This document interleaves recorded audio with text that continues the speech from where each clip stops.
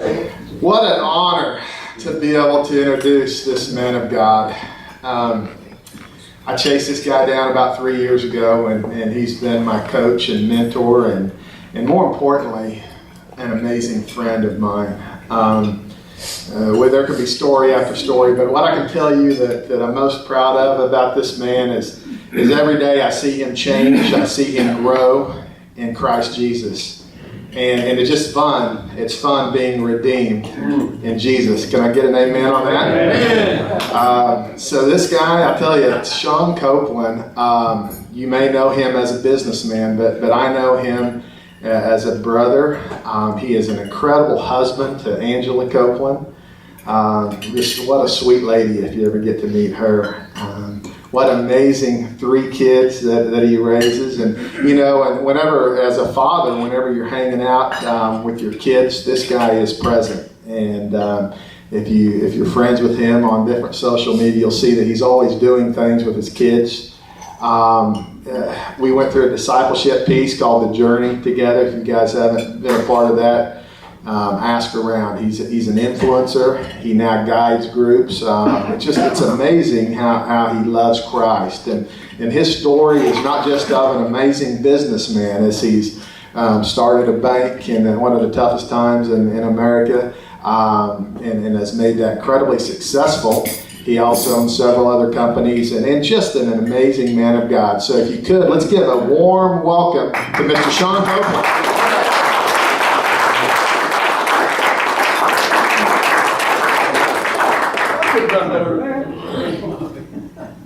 I feel like anything I'm going to say is going to be a letdown now. So the highlight of my week came just a while ago. I was just telling Brad, speaking of my children, I have a little boy who is 6 years old, and I have a daughter that's 9, and then a daughter that's 13. My 9-year-old daughter just had a singing part in a play at her school, and you can appreciate this, Dr. Neer. She can really sing, and so that was shocking to all of us. I was the parent sitting there crying while my child was singing, and I gave the only standing ovation of anybody in the cafeteria. A little bit embarrassing. So this is kind of like speaking to the choir. As I preach into the choir, as they say, as I look across these tables, I know many of you, I know the tremendous lives that you live, so I'm pretty confident there's not a whole lot that I'm going to be able to tell you that you don't already know, but I do want to share a couple of things with you today. First and foremost, I want to dispel a myth about bankers. Okay, first and foremost, we're in the headlines. We got Wells Fargo opening up a bunch of accounts for people that didn't want them, and we got all kinds of problems. We got Wall Street almost took us all down, and so I need to set the record straight. And I want to tell you a story. There was a banker that moved into a community much like Tulsa. He had been very successful, and about probably a year later, a new CEO of a nonprofit moved into town. And this person was going through trying to find people that would donate money to his nonprofit, and as he went down the list of the richest people in town, there was the banker on the list, the local bank president. And the bank president had never given any money to this particular charity. And so he picked up the phone and called, and he said, sir, this is who I am. This is the nonprofit that I'm with, and I see here on my list that you're one of the richest people in town, and you haven't given any money to my charity, and I just wondered why. Haven't you given any money to our charity? It's a good charity, and this is all the things that we do that are great, and I just don't understand. And so the banker on the other end said, well, you may not realize that my sister is in very poor health and is currently in the hospital and is going through some tough times. And he said, no, I didn't realize that. And he said, well, you may not realize that my father has Alzheimer's and is in assisted living, and and he's going through a difficult time too. And he said he felt bad and said, no, I didn't really know that. And he said, and you may also not know that my brother was recently in a real bad car accident and is really struggling as well. And he said, no, he said, I'm sorry. He said, I didn't know any of those things. And the banker said, and if I'm not going to give them any money, why would I give you? So these bankers. What I'd like to talk with you about today is the change. I just want to tell you my story and the change that God has brought to my life, because it is significant. And sometimes the way that we look on the outside isn't always the way that we feel on the inside. For many years, I would have appeared to be very successful, but because I did not have a close relationship with Jesus Christ, I felt very empty, very hollow. And I want to tell you just a couple of things that He has done for me in the event that maybe it would minister to you today. So let me quickly tell you, and some of you have heard this, but it's really, I tell it and I just can't, it's a true story and I can't even believe it. It's about me and I can't even believe it's a true story. I grew up on a cow-calf operation, a Hereford cattle ranch down in Beggs, Oklahoma. It's what my father still does. My grandfather did it before him, and I thought that's what I would do until we were working cattle the spring of 1995, and he informed me that I needed to go get a job because the farm would not hold all of us. There wasn't enough money there to support all of us. And so I went back to OSU, where I was going to school, and I was in student leadership there, and Dr. Jim Halligan was our university president at the time. And Dr. Halligan would always invite students to attend the adult functions. And so we were all sitting at a table just like these when he asked me what I was going to do when I graduated from college. Well, I was too embarrassed to say that I didn't know, because it was me and him and 3 members of the Board of Regents. And so I thought, oh my goodness, I got to come up with something, because ranching, was my option, and it went away. And I looked to my left, and the gentleman sitting to my left had a nameplate that said Bruce Benbrook, Chairman, Stock Exchange Bank, Woodward, Oklahoma. And I thought, well, banking sounds good. That sounds like a good answer. And so he said, what are you going to do? And I turned to him and I said, I've actually been thinking about going into banking. And everybody at the table was very surprised. They really were. They were like, well, man, we didn't know that, particularly Bruce Benbrook, the banker. He was like, I didn't know you were going into banking. And I said, oh yeah. I said, it's a very recent career decision. Very recent. And that was the truth. I will remind you. And so as we were leaving, they asked me all these questions about banking. I make up all the answers, bluff my way through. What position are you going to go into? Well, I just thought they were bankers. And so I didn't know they had positions. And so I said loan officer. What kind of bank? I said community bank. They asked me all these questions. And then as we are walking out of the conference room, Dr. Halligan pulls me aside, our university president, and he said, Sean, I'm surprised I didn't know that you were going into banking. He said, I've got a good friend that has a group of banks, owns a group of banks in Oklahoma City. Maybe I can help you get an internship. And that moment, I accepted the internship because I needed a job, and they had air conditioning, and the Kouplen farms did not. And so I took it, and I loved it. And I want to tell you about this moment of my life, because this man changed my life at that moment. I just want you to think, if we had walked out and he had been like many of us are, busy, preoccupied with his own to-do list, thinking about all the things that he had to do. I mean, why would he help a young farm boy from Beggs, Oklahoma? I mean, there just wasn't a reason. We didn't have any money. We didn't have any political power. He had a lot of issues. We didn't have Boone Pickens back in those days to give us a bunch of money. And so, we're trying to, but he did help me, and it changed my life. So I went to work at a bank in Oklahoma City called MidFirst Bank. They hired me back. I had been there about a year, and I get a call from a friend of mine asking me to be bank president of a community bank in El Reno, Oklahoma. Now, I had been in banking. I had just made up the fact that I was going into the banking business. I had been in banking for 11 months total, and all of a sudden this gentleman, his family is going to hire me to be president of their family-owned bank. Of course, I accepted it because somebody had told me one time that being a bank president is a lot like being a head coach. If you can ever get the job, you'll be one forever. Have you ever noticed head coaches, no matter how bad they are, somebody else hires them. They're just always the head coach. Little school, big school, they just always move around. And so I thought, well, I'm going to take this deal because if I can get in there, I'll always, and sure enough, I have always been a bank president. That time. Fast forward, I had gone into a few banks. I became the turnaround specialist. That's what I did. I would go in to banks that were struggling. I'd get the team together. We would focus on whatever the issue was, motivate everybody, get it turned around, and then 3 separate times the owner sold the bank. Every time we'd get it turned around, they'd sell it. I'd go get another job, and then we'd get that turned around and they'd sell it. And all the while I would have some stock, but I was always constantly having to find a new job. So let's fast forward to 2007. So it's 2007, and I get a phone call from a friend of mine by the name of B.C. Lee from Nowata, Oklahoma.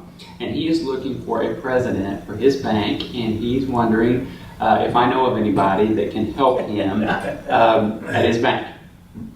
And so I'm happy at my job. My bank, the bank I was running was a lot bigger, and it was here in Tulsa, and so it wasn't a position that I was interested in. But as we began talking, I asked him, and I really feel strongly about this, I said, you don't enjoy what you're doing. You're not passionate about what you're doing. Why have you ever thought about selling the bank and going and doing something that you love doing? And initially he said, no, I can't do that. My family's owned the bank since the 40s. He was a 3rd generation owner. He said, I just can't do that. And I said, okay, I'll let you know if I can think of anybody that would be good for your president's role. And about 2 weeks later, he called me back and said, I've really been thinking about what you said. My sister-in-law heard about it, and we want to sell the bank, Regent Bank, and we want to sell it to you. Which was not what I really had in mind at that moment. And so I went home, talked to my wife. We spent a couple of months, this is a big decision, we spent a couple of months in prayer about buying it, and we both felt a real peace that that was a good move. So we're able to raise about $16 million from about 80 investors, and we purchased Regent Bank on April Fool's Day of 2008. Now, that was appropriate because, as you well know, in April of 2008, the economy began to collapse. That is the first month that the GDP went negative for the U.S. Literally, it's positive, positive, positive. Sean signs a contract, buys a bank, negative, negative, negative, negative. That's exactly what it looks like if you look at a graph. So we purchased the bank for a few months. Everything was good, and then it became obvious that it was going to be a very difficult time. It was already a bank that had been in trouble. We had quite a few bad loans, but I thought that was just perfect for me. That was my deal. I was the turnaround guy. I had just never done it in the middle of a global depression. So here is a very key moment, and here is a moment where God changed my life, and some of you heard this at YBT, but I want to share it for those that weren't there. In February of 2009, I had spent 10 months working about 20 hours a day, every day, and nothing was working. The harder I would work, the worse shape the bank would get in. It didn't matter. Nothing I did would seem to help. Our team was tired, I was tired, nothing was helping. I really thought in February of 2009 that we would go under. I mean, we were at a point to where our capital ratios were outside of compliance. The FDIC or the Treasury Department could have come in and shut us down at any point in time. And so this was the third Sunday in February, and I remember walking into the auditorium. I'm an elder in a little church in Bixby, now called South Point, and I teach Sunday school. And we had gotten out late, and I walked in, and it was full. The auditorium was full, and so I ended up sitting on the front row. And the worship team was singing a song called Healer. And I know many of you have heard it. It says, "I believe you're my healer. I believe you're more than enough for me." And at that moment, when I was sitting there, I was feeling down. I was dazed from the bank going under, losing everybody's money, losing all of our money. I had put everything we had into the bank. And when we were singing that song, I felt the Lord say to me, "Do you believe I am your healer?" And I'm about to do it now again. I completely lost it at that moment. I began to cry. I dropped down on my knees in front of the entire church and began to pray to God and tell him that I couldn't do it, that I give up, and if he is going to save our lives and save this organization and all these people's money. I mean, I was just picturing these shareholders that had put much of their entire savings into, really betting on me. They didn't really know Region Bank from any bank. They just had betted on their friend Sean. And I just begged him to save us. And if it was going to happen, it was going to have to be him. So that following Tuesday, 2 days later, I am at our bank up in Nowata. That's the bank that we initially bought, and we've since expanded from there quite a bit. But I was at the bank in Nowata, and I'm standing there, and our corporate secretary, my assistant at the time, had a stack of letters that she was going to send out to our shareholders, begging them to make an investment in the bank. And the letters basically said, "I'm so sorry.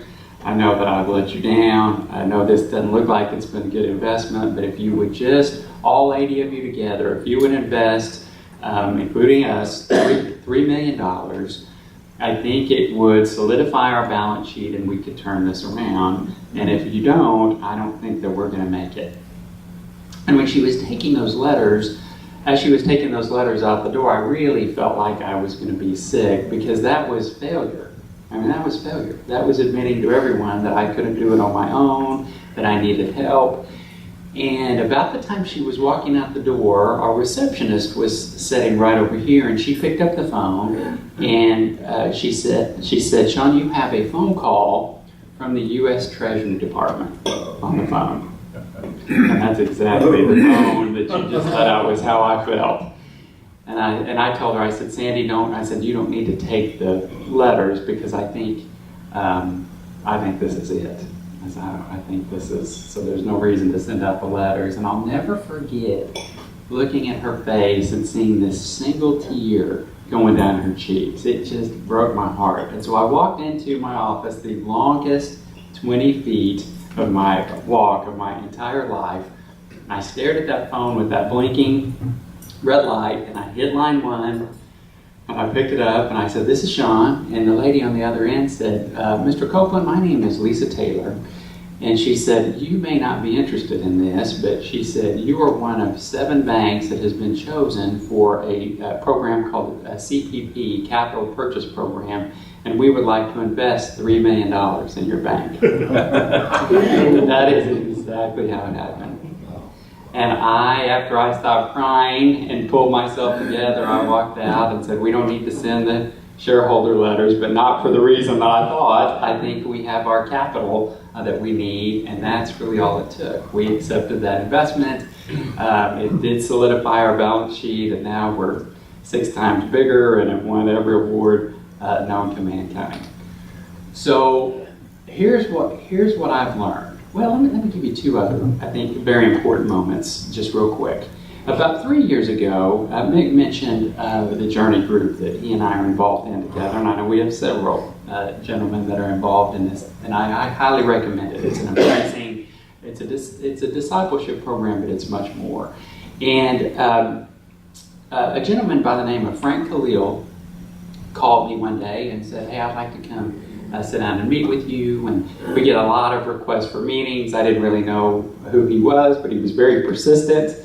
And so I took the meeting, and so he came in and he invited me to join this group. And I told him that I didn't have time. This group was to meet every other week, kind of during the workday, and it's a couple of hours. And I literally told him at the time. He said, I don't think you have time not to join this group. I think you need to join this group. And I said, Frank, I don't really think you understand my life. I said, I'm not trying to be rude here, but I said, let me tell you how busy I am and everything that I have going on. And, I didn't say this, but how important I am, Frank. Let me tell you, really all the things that I have going on. And he said, all this conversation has done is just confirm with me that you need to do this. And it really made me a little bit frustrated, to be honest with you. It was a little bit offensive. He wasn't listening to me. He wasn't interested in my time constraints at all. And so, but through a series of events, I decided to join. Well, in this group, one of the things you do is you take 3 overnight retreats together.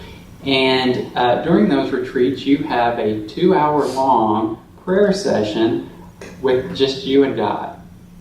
Now, I'm usually a 2-minute prayer guy. I can get to the point. I appreciate everything God's done. I tell him what I need. We're good to go. We head on down the road. And I thought, what in the world am I going to do for 2 hours? And of course, you talk about a way to do this. And that first 2 hours changed my whole life. I began to hear from God. I began to understand how backwards that I had been living my life. And God showed me that he had given me this tremendous network of people, an ability to make good friends with a lot of people, but that he hadn't done that just so I could grow businesses and my net worth and all that jazz. He had done that so that I could use these gifts for him and for the kingdom.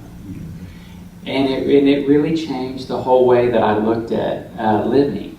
And so about 18 months ago, I was in church Sunday morning, and I began to get this feeling that I should do a devotional for my staff at the bank. And we've all heard about people that have tried this and they get sued, and it's just not good. And so I ignored it, and then it came back again. And I ignored it again and again and again over about probably a 3 or 4 month period. And then I talked to kind of my team at the bank, and they all said, no way, man, we can't do that. That's against the law. We can't do that. That doesn't work, in this country anymore. But it would not go away. And so and God reminded me of how he had delivered us all along the way. And so probably the most scared, aside from going under, that I've ever been in my life was the day that I stood up in our employee meeting. On a monthly basis, we have a bank-wide employee meeting. And I stood up and told everybody that starting the next day, we were going to have an optional, and I did stress that it was optional, devotional. And that I would lead it, and that it would be every day at 8:15. And if they wanted to join, they could come. But if they didn't want to, nobody was going to get promoted because they came. They weren't going to get demoted because they didn't. But if they wanted to come, they should come. So Friday came around, and I was driving in. I was praying, oh, please help this go well. God, please help somebody to show up. I don't want to be all alone, in the conference room. I knew there'd be one person that told me they'd be there. So I sat down, and we had 6 or 7 from our Tulsa office, and then our other locations were going to call in on an 800 number that we set up. And so we dial into this 800 number, and there isn't anybody there.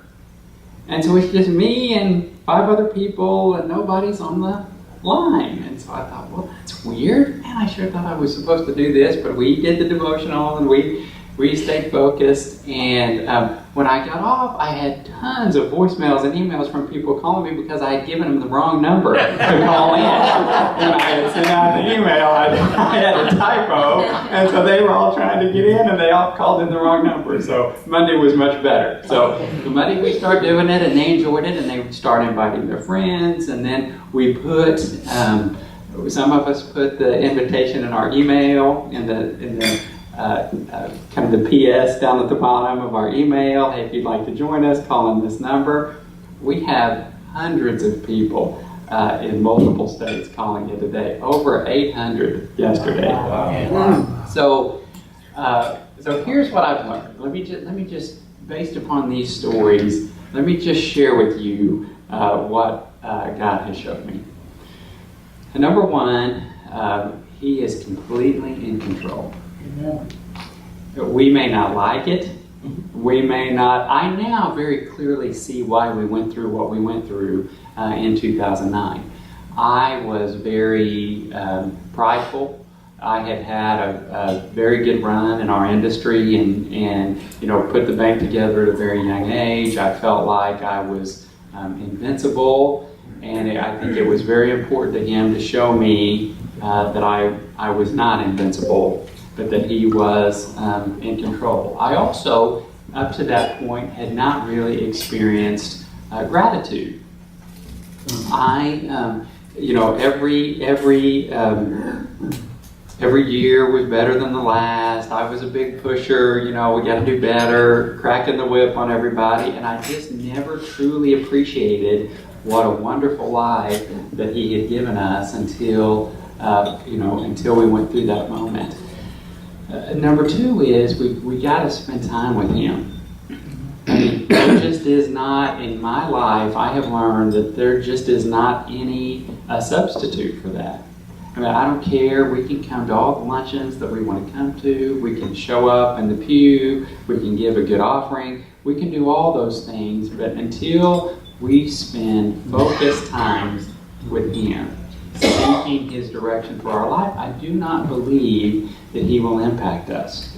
And I think it's very similar. I mean, if you think about it, I'm trying to call you and your phone is busy all the time. I can't get through. That's what happens to us. I say this in our devotional all the time, so those of you that call in, excuse me for repeating it, but I believe it.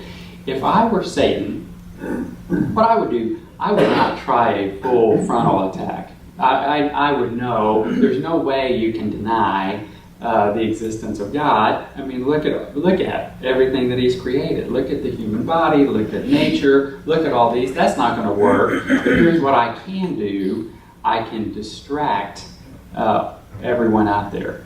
And what I can do is get them real busy. Well, they will never hear His voice and never follow Him because they're going to be so distracted doing something else. And so it wasn't until we spent that extensive time together that I began to really get direction for our life. The third thing is, I think we've got to, one of my friends calls it live life on the skinny branches. I think as I was thinking about today, if I look at whether it was starting our church in Bixby, starting a nonprofit, writing a book, buying the bank, doing our devotional, starting our Faith in Business series, which I know many of you attend, leading a journey group, going to Brazil on a mission trip. If I look at, in my life, the most wonderful moments of my life have all been when I've taken the biggest risk. And when God has called me to take these risks. And so I want to encourage you, if today you're thinking, man, there's something I've been wanting to do, there's something I feel called to do, but I'm afraid to do it, I really encourage you to take that step. We always are concerned about what other people are going to think about us, and we don't want to fail and be failures. And the other thing I realize is people don't think about us near as much as we think they do. Right? I mean, they're thinking about themselves. They're not there thinking about you. So I would really encourage us to take that next step. Just two more things. The next thing I think that he has showed me is that, he lived to help others. That's what he did. I've shared his story all over the country in speeches, and almost every time I give one, someone will come up and say that, you know what, Jim Halligan did the same thing for me. He's done it for thousands of people. And so it's very difficult to be self-absorbed and to make a difference in this world. So whether it is in our businesses, I don't think I can outgive. You always hear you can't outgive God. I don't think I can outgive in my business. The more that we provide our employees, the better we do. And so if you're struggling with, I really want to be generous, both in my life and in my business life, I would encourage you to do so. People are attracted to that, and they want to be around that, and I think that it really builds abundance. And then finally, I think he has taught me to redefine failure. Mick and Brad and I were having a great conversation yesterday after Faith in Business. We hold each other accountable now to get together and talk about our lives and spend some time in prayer with God every month. We want to replicate that extended prayer time. And we were talking about the fact that I think it's all of us, but I know particularly with men, it's very easy to get isolated. And it's very easy to fall into a negative pattern of thinking. You're not good enough. Maybe you're successful now, but that's not going to last. You don't deserve this. Or dark clouds are on the horizon. Something bad's going to happen. Just this kind of dark, depressed type of thinking that all of us fall into. All of us. If I promise you, and you don't have to do this, I promise you, if I ask the question, hey, has anybody in here ever had a day when you felt really down? When you felt like you were really struggling? If I want to meet the person that does not raise their hand, please come up after, because I would raise my hand, even in light of a life that is beyond what I could have ever imagined. The enemy is amazingly powerful.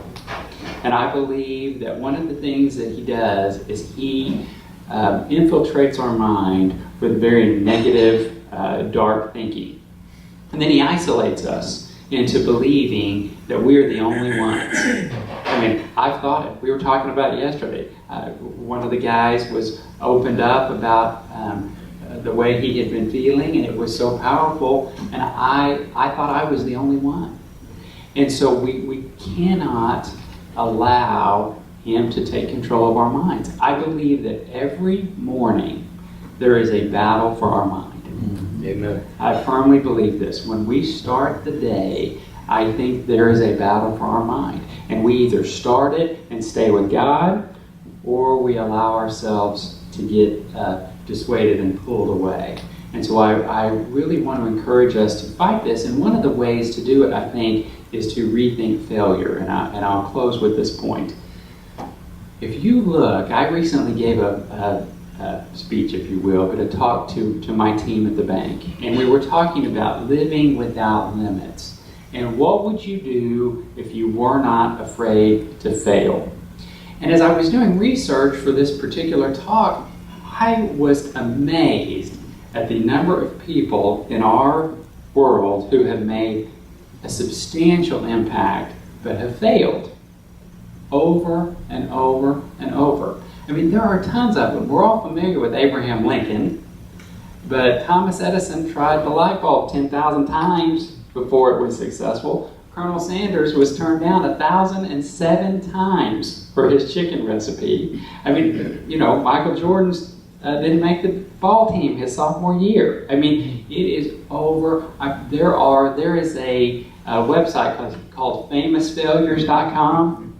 There are tens of thousands of people, anybody you can think of, that has made an impact in our world has overcome significant obstacles. We are very resilient. We can do it. We just cannot live in fear our entire lives. So I really, really admire this group. I always like to close all of my speeches, as many of you know, with a poem, and I want to share with you what God won't ask, and I'll close with this. God won't ask the square footage of your house, but He'll ask how many people you welcomed into your home. God won't ask about the clothes you had in your closet, but He'll ask how many people you helped to clothe. God won't ask what your highest salary was, but He will ask if you compromised your character to obtain it. God won't ask what your job title was, but He'll ask if you performed your job to the best of your ability. God won't ask how many friends you had, but He'll ask to how many people you were a friend. God won't ask in what neighborhood you lived, but He will ask how you treated your neighbors. God won't ask about the color of your skin, but He will ask about the content of your character. So this is the cream of the crop. I mean, you wouldn't be here if you weren't followers of God. You wouldn't be here if you weren't action-oriented. You'd be doing something else today. What the world needs is for us, the people in this room, to multiply our impact.